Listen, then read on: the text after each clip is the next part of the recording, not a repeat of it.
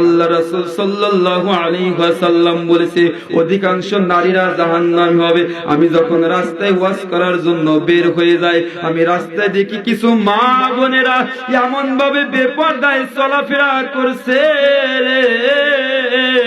ও মা বোনেরা শুনে যাও, আজকে তোমার নাভিটা তুমি বের করে রাস্তা দিয়ে ঘোরাফেরা করছো, আজকে তুমি চুলটা ছেড়ে দিয়ে রাস্তা দিয়ে ঘোরাফেরা করছো।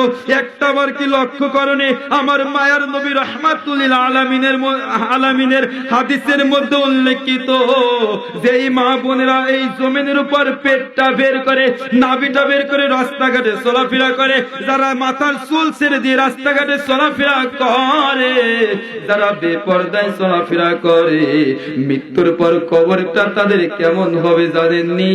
তাদের চুলগুলো এক একটা চুল হবে এক একটা অজগর সাপ,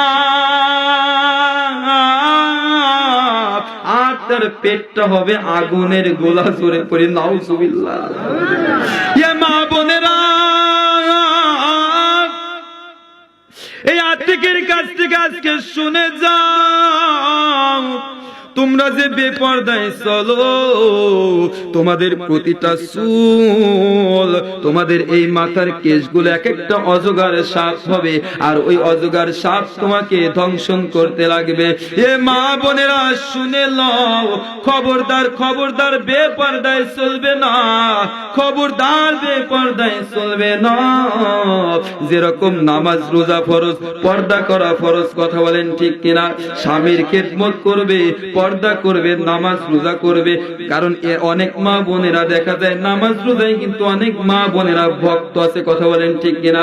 আমাদের চাইতে মা বোনেরা নামাজ রোজায় ভক্ত আছে, কারণ এই একটা বছরে যে প্রতিটা মাসে নফল রোজা আছে, এই নফল রোজা কিন্তু আমরা করি না, কিন্তু অনেক মা বোনে দেখা যায় এই নফল রোজাগুলো করে, কথা বলেন ঠিক কিনা? কিন্তু অনেক মা বোনেরা আবার রাস্তাঘাটে যখন বেপরদায় চলাফেরা করে, আমি এতটা কষ্ট পাই, আমি কপালে হাত রেখে আমি ভাবি আল্লাহ, এই মা বোনেরা কেমনে তোমার দরবারে, কেমনে তোমার কাছে এরা হিসাব দিবে? কোনোভাবে হিসাব দিতে পারবে না।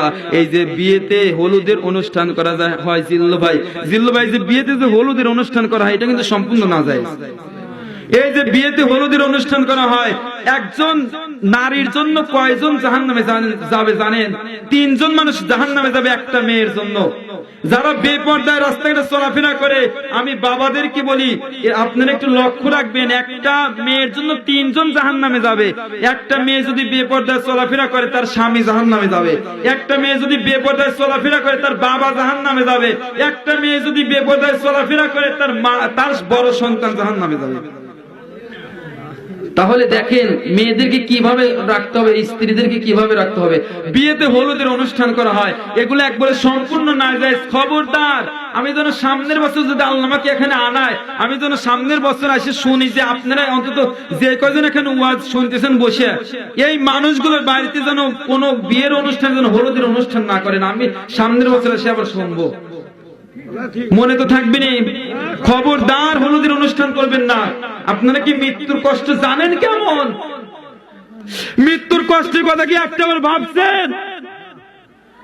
একটাবার ভাবি না। আমি ছোট মানুষ, কিন্তু বারবার আমার মরণের কথা আমি যখন বারবার ভাবি, আমি বলি আল্লাহ আমি কি জবাব দেব মৃত্যুর সময়, কি হিসাব দেব মৃত্যুর সময়? মৃত্যুর সময় যদি আমার নবী রাহমাতুল আলামিন যদি না আসে, আমরা হিসাব দিতে পারবো?